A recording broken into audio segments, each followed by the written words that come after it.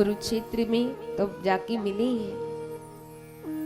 विचार करिए कैसे रही होंगी गोपियां, कैसे रही होंगी राधा रानी, दिन रात केवल कृष्ण को याद करती थी।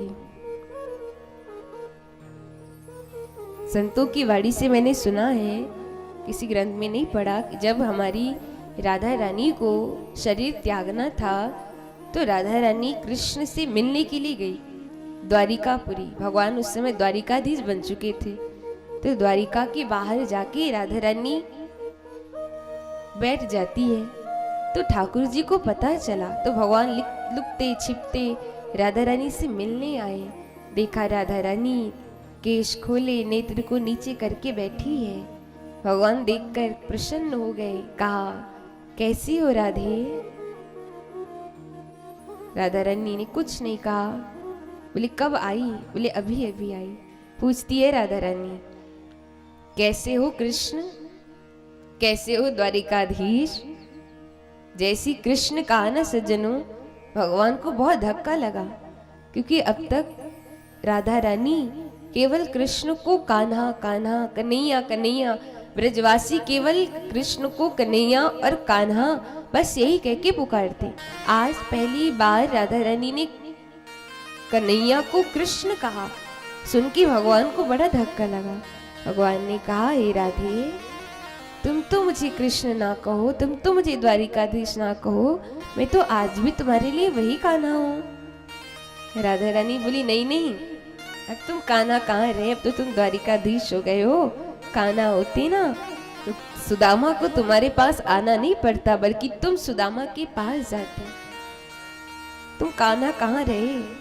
कभी तुम्हारे गले में हमारी दी हुई पुष्पों की माला होती, अब तो तुम्हारे गले पे अनेक अनेक आभूषण, सोना चांदी हीरे मोतियों के हार आ चुके हैं। तुम्हारी 16,108 रानियां, इतने सारे ऋषि मुनि, कौन नहीं है जो तुम्हारी सेवा करे? कन्हैया चुप है, कुछ नहीं कह रहे। कहा, राधा रानी बोली, कोई बात नहीं, बस। फिर कन्हैया ने कहा, अच्छा राधा रानी, क्या तुम मुझे आज यहाँ रुलाने आई हो? राधा रानी बोली, नहीं नहीं कन्हैया, रुलाने थोड़ी आई हूँ, बस आज तो मैं तुमसे अंतिम बार मिलने के लिए आई हूँ। आज के बाद हमारा मिलन अब कभी नहीं होगा। कन्हैया ने कहा, कहाँ जा रही हो? कहा, पता नहीं। कन्हैया ने कहा, राधे, तुमने कभी मुझसे कुछ नहीं मांगा, आज तो कुछ मांग लो, कुछ तो मांग लो। राधा रानी बोली, क्या नहीं दिया तूने मुझे? और मैंने तुझसे प्रेम किया, कुछ पाने के लिए नहीं। प्रेम पाने के लिए नहीं किया जाता। और रही बात पाने की, तो क्या नहीं दिया तूने? इस संसार में जहां कहीं भी तेरा नाम होगा, तेरे साथ तेरी इस राधा का भी नाम होगा। और मुझे क्या चाहिए? एक जगन्नाथ को ही छोड़कर जहां भी तेरा नाम होगा, वहां तेरी इस राधा का भी नाम लिया जाएगा। क्या नहीं मिला?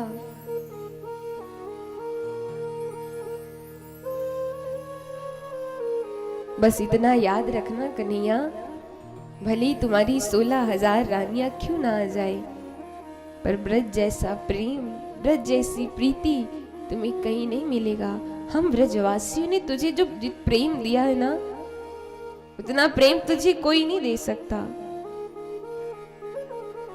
बस तुझसे इतना ही पूछना चाहती हूँ, जिस ब्रज ने तुझे इतना प्रेम दिया, क्या तुझे कभी उस ब्रज की याद नहीं आई?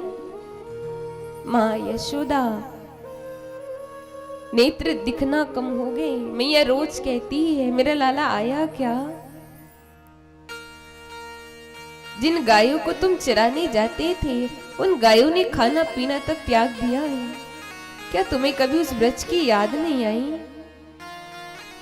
ब्रज की गलियां सूनी हो चुकी है, पूरा ब्रज सूना हो गया।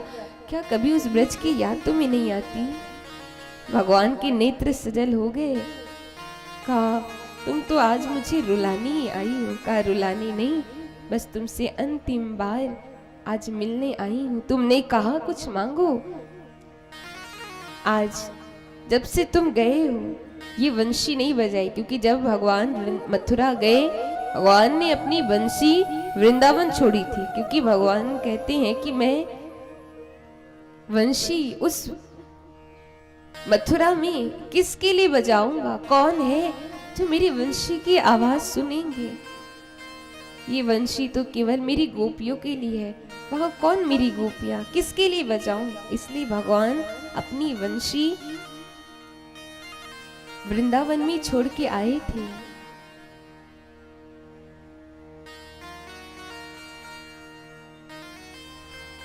आइए, बहुत सुंदर ग्राम परसवानी से हमारे बड़े पापा यजमान आए हुए हैं, तो आपका बहुत बहुत स्वागत है। एक बार उनके लिए जोरदार ताली बजाइए।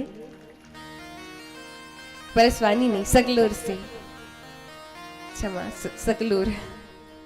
पर उस दिन जो माताएं आई हुई थी, आपको मैंने बताया था माताओं का समूह, तो सभी समूह में जुड़े हुए हैं। आदरणीय बड़े पापा बड़ी मम्मी जी हैं, तो आपका स्वागत है। पर सबके लिए जोरदार ताली बजाइए।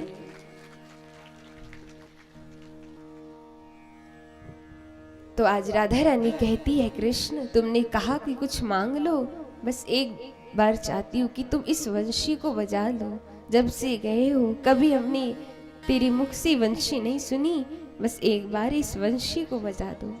आज ठाकुर जी वंशी को हाथ में लिए, जिस कृष्ण ने इतने वर्ष तक वंशी नहीं बजाई, आज वो कृष्ण वंशी बजाना आरंभ करते हैं।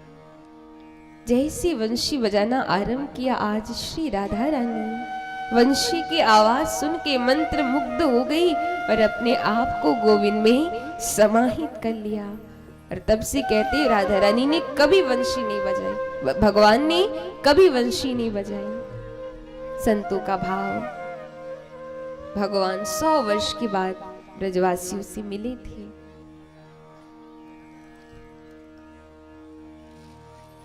और इस प्रकार आज भगवान शिक्षा अध्ययन करके वापस आए हैं मथुरा।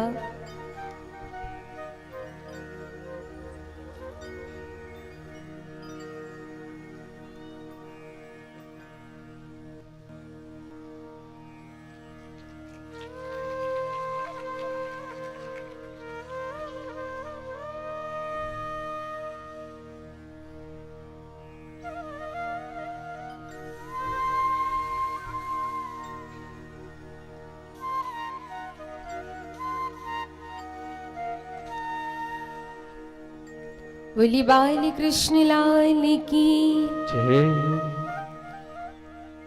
और अब आगे सुखदेव जी बड़ा ही प्यारा प्रसंग भगवान के उद्धव गोपी संवाद की कथा श्रवण कराते हैं, जो मेरा इस भागवत का सबसे प्रिय प्रसंग है। उद्धव गोपी संवाद प्रेम की कथा है, ध्यान से सुन।